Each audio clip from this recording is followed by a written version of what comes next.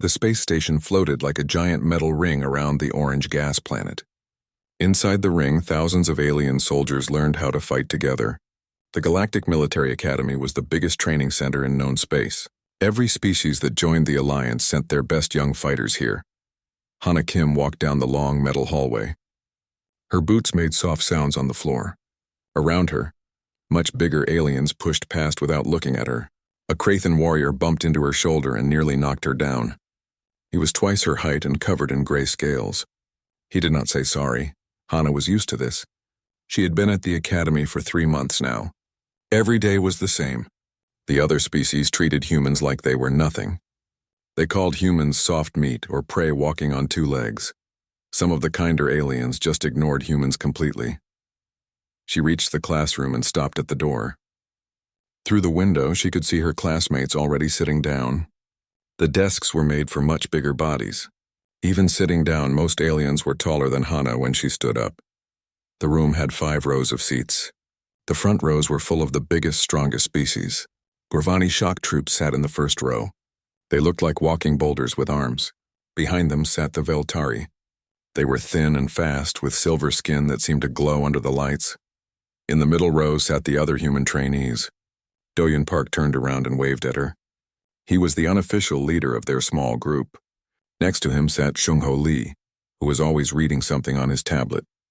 Minho Choi and Yoona Song sat together, talking in low voices.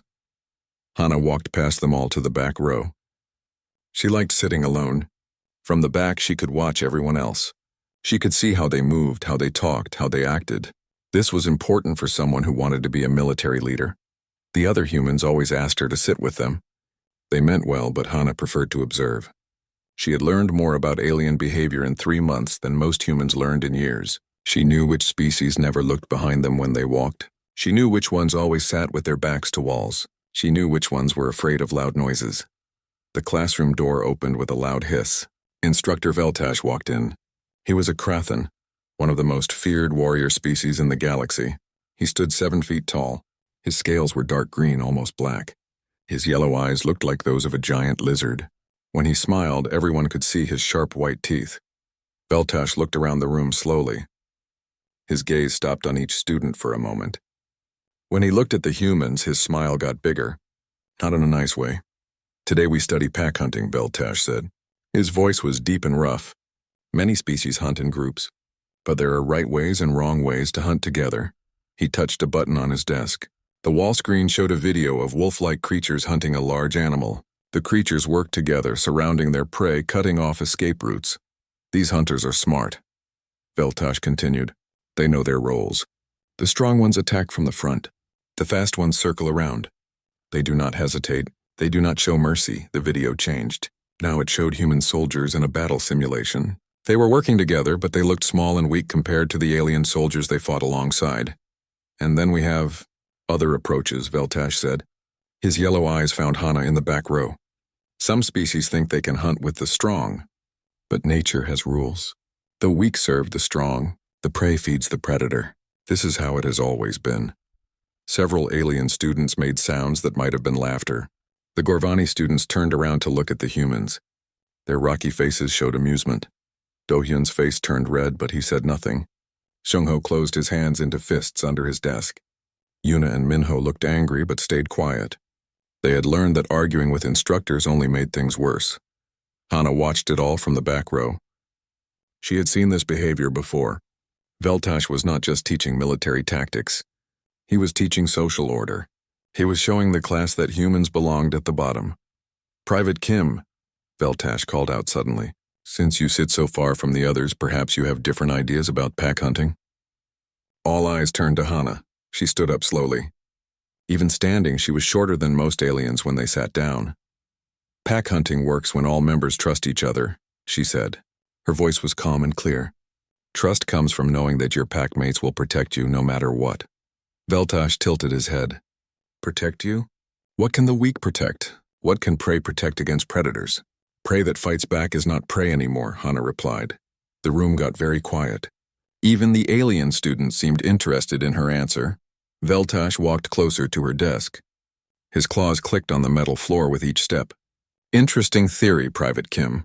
But theories must be tested. Perhaps we will have a chance to test yours soon. Something in his voice made Hana's skin feel cold, but she did not look away from his yellow eyes. She had learned that looking away was seen as weakness by predator species. The lesson continued for another hour. Veltash showed more videos of different hunting styles. He talked about dominance and submission. He explained how strong leaders kept weak followers in line. Every few minutes, his eyes would find Hana in the back row. When the class ended, the other students began packing their things. Hana put her tablet in her bag and started to stand up. "Private Kim," Veltash called out. "Remain behind. We need to discuss your performance." The other humans looked back at her with worried faces. Doyun started to say something, but Veltash's stare made him stop. "The rest of you are dismissed," the instructor said. One by one, the students left the classroom. Yuna was the last to go. She looked back at Hana with fear in her eyes before the door closed. Hana was alone with the predator. The room felt much smaller now. The light seemed dimmer. She could hear her own heartbeat in the sudden silence. Veltash did not move from the front of the room. He just stood there looking at her. His yellow eyes never blinked. His smile showed all of his sharp teeth. "Now," he said softly, "let us discuss what happens when prey tries to act like a predator." The classroom felt different now that everyone else was gone. The lights seemed dimmer. The air felt thick and hard to breathe. Hana stayed in her seat in the back row, but every part of her body wanted to run. Veltash began walking toward her. His steps were slow and careful. Each footstep made a clicking sound as his claws touched the metal floor. Click, click, click. He was not in a hurry. Predators never rushed when they had their prey cornered. "Your scores in tactical planning are acceptable," he said as he walked. "Your written tests show you understand the material. But understanding and doing are very different things." Hana kept her hands flat on the desk. She had learned that sudden movements made predator species more aggressive. Her grandfather had taught her this when she was young. He had served in the old Earth military, back when humans only fought each other. "You humans have interesting ideas about leadership," Veltash continued. He was halfway to her desk now. "You think intelligence makes up for physical weakness. You think words can replace strength." The instructor's yellow eyes never left her face. Hana could see herself reflected in them, small and pale. She looked like a mouse being watched by a snake. "But the galaxy does not care about your ideas," Veltash said. "Out there among the stars, only strength matters. Only power survives. The strong take what they want. The weak give what they must." He reached her desk and stopped. Up close, he was even more frightening. His scales were scarred from old battles. His breath smelled like meat and metal. When he leaned forward, his shadow covered her completely. "Stand up," he ordered. Hana stood slowly. Even standing on the raised platform where her desk sat, she barely came up to his chest. He could break her neck with one hand. They both knew it. "You spoke of prey that fights back," Veltash said. "But what happens when the predator fights back harder?" He moved closer. Now she could feel the heat from his body. His scales were warm, like stones that had been sitting in sunlight. She could see every detail of his face, the yellow eyes with their black slits, the nostrils that flared with each breath, the mouth full of teeth that could tear through metal. "Perhaps you need a more personal lesson in dominance," he said quietly. "Perhaps you need to understand your place in the natural order." His large hand moved toward her shoulder. The claws were long and sharp. They could cut through fabric easily, through skin even easier. But Hana had been watching him for 3 months. She had studied how he moved, how he acted, how he thought. She knew that Krathen were ambush predators. They were used to hunting alone. They expected their prey to freeze with fear or run in panic. She did neither. Instead, she took one small step backward. It was not running. It was not freezing. It was something else. Something that made Veltash pause for just a moment. "Interesting," he said. "Most prey species cannot move when a predator is this close. Fear paralyzes them. But you are still thinking, are you not?" Hana said nothing. She was thinking, but not about escape. She was thinking about pack hunting, about the videos they had watched, about wolves surrounding a much larger enemy. "Your silence will not help you," Veltash said. He reached for her again, more quickly this time. But then something unexpected happened. The classroom door did not open. It exploded inward. Do-Yun Park came through the doorway like a human missile. His shoulder hit the door with so much force that the metal bent. Behind him came Seung-ho Lee and Min-ho Choi. They spread out to the left and right as soon as they entered the room. Veltash spun around to face this new threat. His predator instincts took over. His claws extended fully, his muscles tensed for combat. But he was facing the wrong direction. A maintenance panel in the ceiling fell open. Yuna Song dropped through it and landed on Veltash's back. Her arms wrapped around his thick neck. Her legs locked around his waist. She held on like her life depended on it. "Get away from her!" Do-hyun shouted.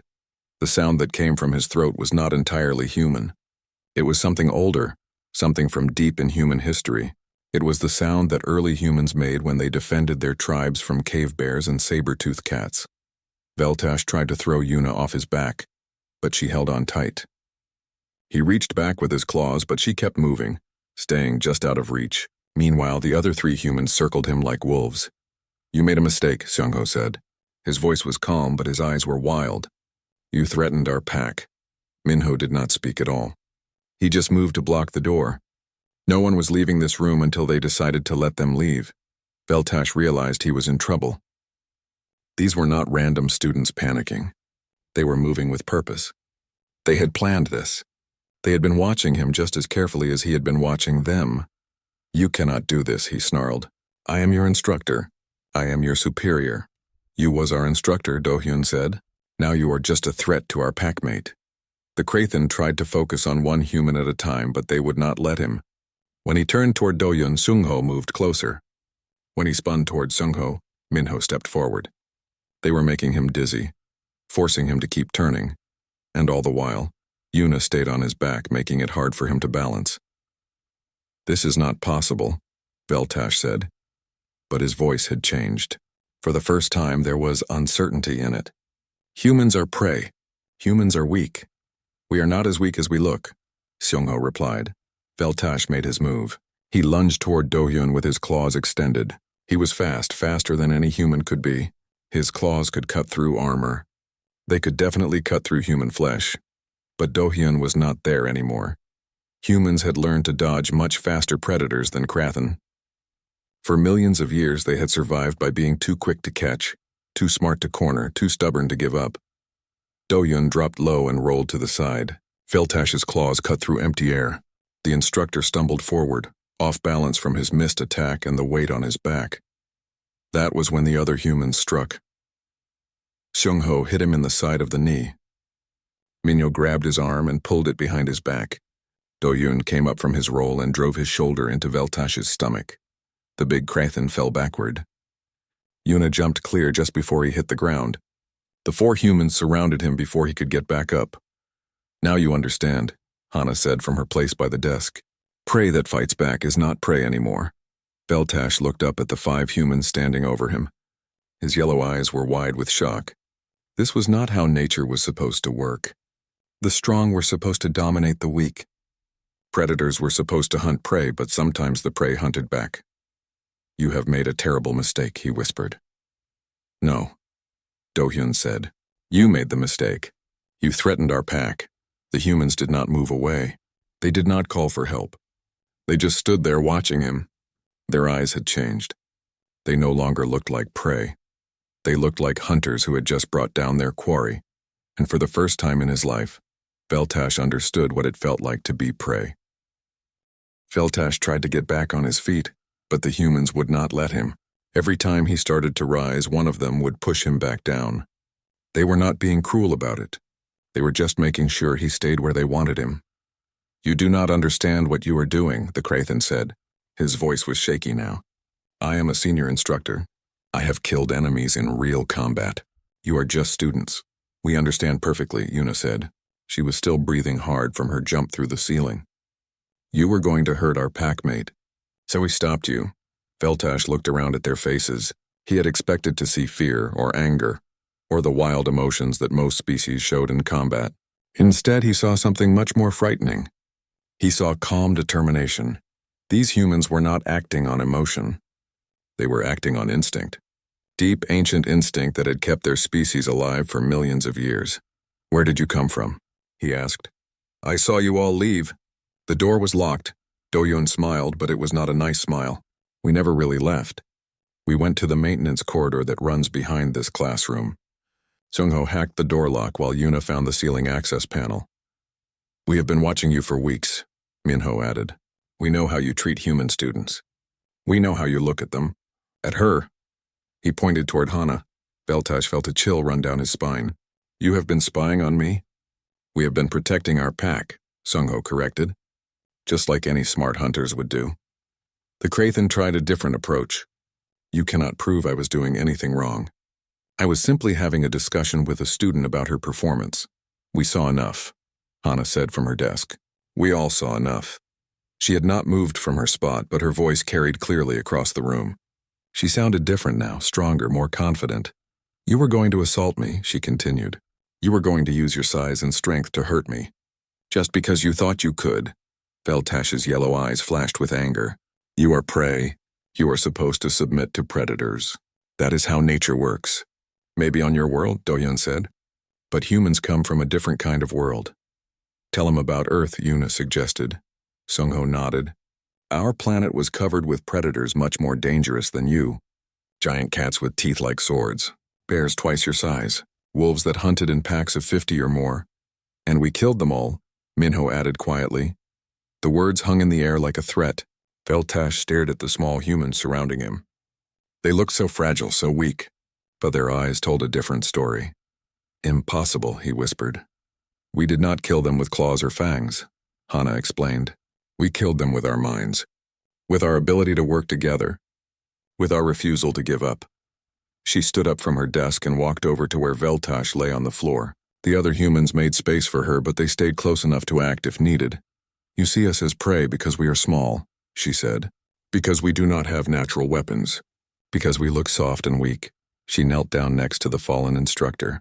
Now her face was level with his. "But you do not understand what we really are. We are the species that looked at the biggest, strongest, most dangerous animals on our planet and decided to hunt them anyway. We are the species that survived ice ages and volcanic winters and asteroid impacts." Her voice was soft, but every word was clear. "We are the species that never, ever gives up protecting our own." Veltash tried to look away from her eyes, but he could not. There was something in them that he had never seen before. It was not anger or hatred. It was something colder, something more final. "You made one mistake today," Hana continued. "You thought that being alone with me made you safe. You thought that separating me from my pack made me helpless. But humans are never really alone," Do-hyun said. "We always know where our packmates are," Sung-ho added. "We always watch out for each other," Minho said.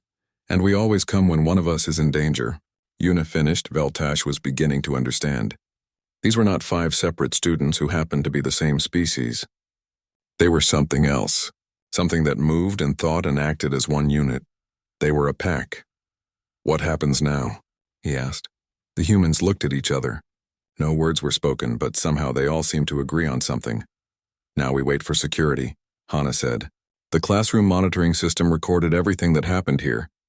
They will see you threatening a student. They will see us defending our packmate. The academy will not punish us for this," Do-hyun said confidently. "Military law allows soldiers to protect each other from assault. But you," Sung-ho said, looking down at Veltash, "you have a problem." The Krathen's mind raced. If the security footage showed him threatening a student, his career would be over. The Galactic Alliance took such things very seriously. There would be an investigation. There would be questions. "You cannot do this to me," he said desperately. "I am a war hero. I have served the Alliance for 20 years. "Then you should have known better," Yuna replied. Footsteps echoed in the hallway outside. Heavy military footsteps. Multiple sets. Security was coming. "Remember this moment," Hana said quietly. "Remember what it feels like to be helpless. Remember what it feels like when someone bigger and stronger decides to hurt you just because they can." The classroom door opened. 3 security officers entered, weapons ready. They were a mixed group. 1 Gorvani, 1 Veltari, and 1 human. The human officer was older, with scars on his face and hands. "What happened here?" the Gorvani officer demanded. "Instructor Veltash attempted to assault a student," Do-hyun reported. "We intervened to protect our packmate." The officers looked at the scene. 1 large Krathen on the floor, surrounded by 5 small humans. Under normal circumstances, it would have looked impossible, but these officers had seen combat. They understood pack tactics. They understood what happened when predators made the mistake of threatening something that hunters held dear. "Is anyone injured?" the human officer asked. "Only his pride," Hannah replied. The officer almost smiled at that. "Almost. We will need statements from all of you," he said, "and we will review the security footage." "Of course," Sung-ho agreed. "We have nothing to hide."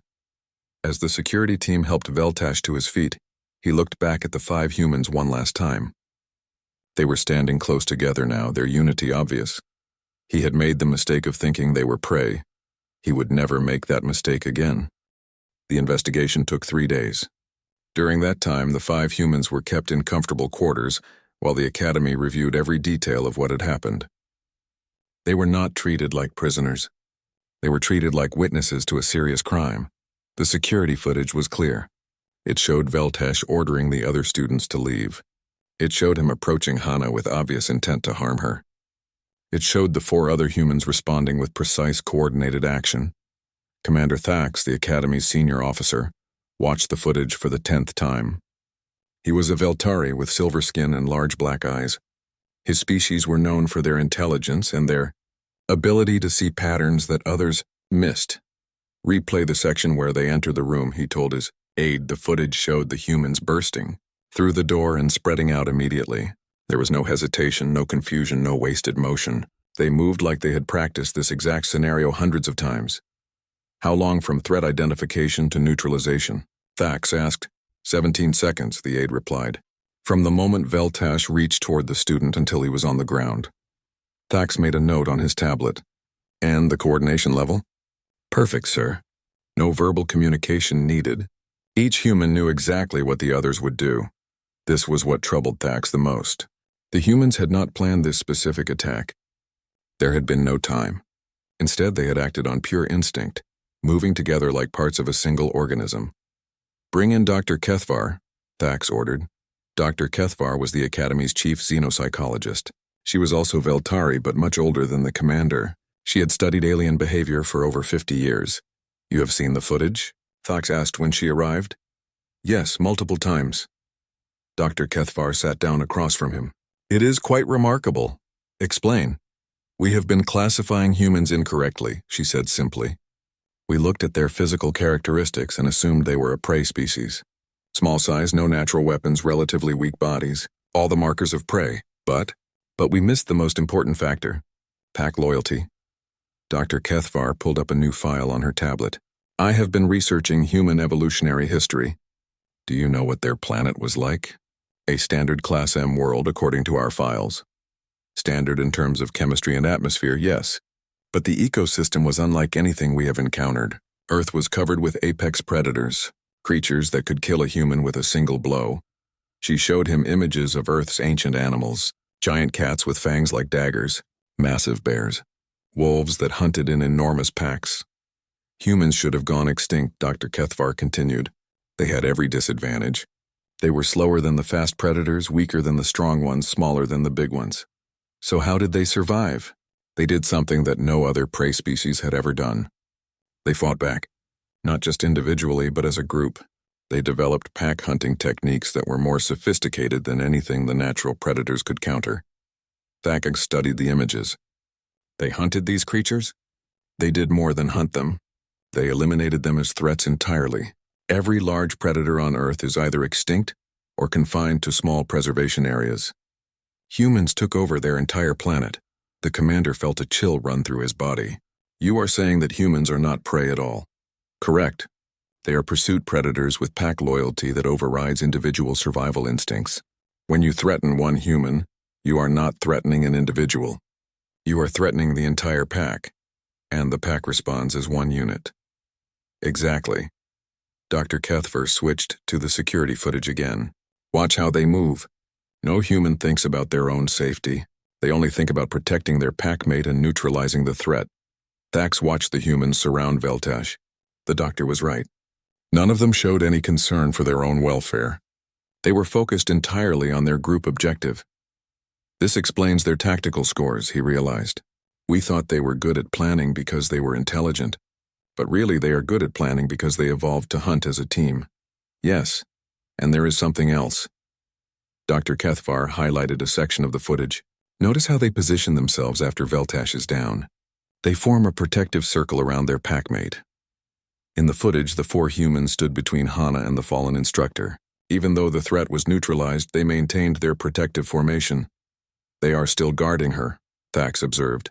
Pack behavior does not stop when the immediate danger ends. They will continue to protect her until they are certain she is completely safe.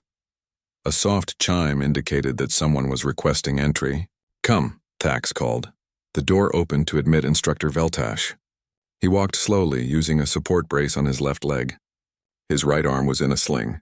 He looked like he had been trampled by a herd of Gorvani. Commander, he said formally. Instructor, how are your injuries? Healing. The doctors say there will be no permanent damage.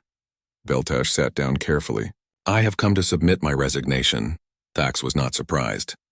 The investigation concluded that you initiated an assault on a student. Your career with the Academy is over regardless. I understand that, sir. But I also want to make a statement about what happened. Dr. Kethvar leaned forward. What kind of statement? Veltash was quiet for a long moment. When he spoke, his voice was different than before. Smaller, more careful. I have been teaching combat tactics for 15 years, he said. I have trained warriors from dozens of species. I thought I understood how different species fight. And now? Tex prompted. Now I know that I understood nothing about humans. Veltash looked directly at the commander. They are not what they appear to be. They are not weak. They are not prey. What are they? Dr. Kethvar asked. They are the most dangerous species I have ever encountered, Veltash replied, because they do not fight for glory or dominance or territory. They fight for each other, and that makes them unstoppable. He stood up slowly, wincing as his injured leg took his weight. I would rather face an entire squad of Krathan warriors than 5 humans protecting their pack, he added. At least with Krathan, you know they will eventually retreat to save themselves. Humans never retreat when their family is threatened. Thank you for your honesty, Thax said. After Veltash left, the commander and the doctor sat in silence for several minutes. We need to completely revise our training program, Thax finally said. Yes, and not just for humans. All the other species need to understand what they are really dealing with. How do we explain this to the other instructors? Dr. Kethvar smiled grimly. We show them the footage, and we tell them the truth. Humans look like prey, but they hunt like apex predators, and their loyalty to each other is absolute. The other students will need to know as well. Yes, especially the ones who have been bullying the human trainees. Thax made more notes on his tablet. The Academy would need new policies, new training methods, new ways of thinking about human capabilities. One more thing, Dr. Kethvar said. We should probably warn the other instructors never to separate a human from their pack. Why? Because the pack always comes back, and when they do, they are not interested in talking. 6 months after the incident with Veltash, the Galactic Military Academy looked very different. The changes were small at first, but they added up to something much bigger. Hana Kim now sat in the front row of advanced tactical leadership. Her desk was the same size as everyone else's, but somehow she looked bigger sitting there. More confident, more sure of herself. Behind her, in a protective formation that looked natural but was actually very carefully planned, sat the other 4 humans. Do-hyun Park was to her left, where he could see the entire room. Seung-ho Lee sat to her right, always ready with extra notes or tactical data. Minho Choi and Yuna Song sat directly behind her, watching her back. The other students had learned to give them space, not because they were afraid exactly, but because they had developed a healthy respect for human pack dynamics. The new instructor was a Veltari named Commander Zella. She was much smaller than Veltash had been, but she commanded the room with quiet authority. More importantly, she had studied the security footage from the incident. She understood what she was dealing with. Today we will discuss defensive formations, Commander Zella announced. Specifically, how different species protect their most valuable assets. She touched her control pad, and the wall screen showed various military formations. Krathan wedge attacks, Gorvani shield walls, Veltari scatter patterns. Each species has evolved different approaches based on their natural instincts, she continued. Some fight as individuals who happen to be in the same army. Others fight as unified groups with shared objectives. A new image appeared on the screen. It showed the 5 humans in the classroom 6 months ago, standing over their fallen instructor. And some species fight as a single organism with multiple parts. The alien students turned to look at the humans. There was no mockery in their expressions now. Only curiosity and, in some cases, admiration. Private Kim, Commander Jayla said, "Would you explain to the class how your species approaches group defense?" Hana stood up. 6 months ago, this would have made her nervous. Now she felt calm and centered, knowing her packmates were right behind her. "Humans do not think about individual survival during combat," she said. "We think about pack survival. If protecting the pack means one of us gets hurt, that is acceptable. If protecting the pack means all of us get hurt, that is also acceptable." A Gorvani student raised his massive hand. "But what if the threat is too big? What if you cannot win? Then we make the threat pay a price so high that other threats will think twice before attacking our pack," Do-hyun answered from his seat. "We do not surrender," Seung-ho added. "We do not retreat. We do not abandon our packmates, ever," Min-ho said quietly. The room was very quiet. Even the normally talkative species had nothing to say.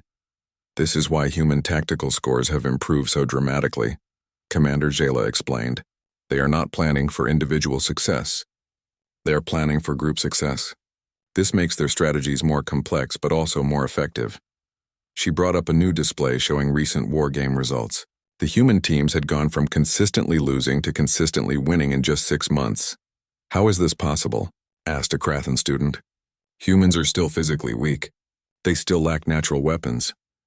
But they no longer fight like prey," Yuna said, standing up to answer. "Prey runs away or hides.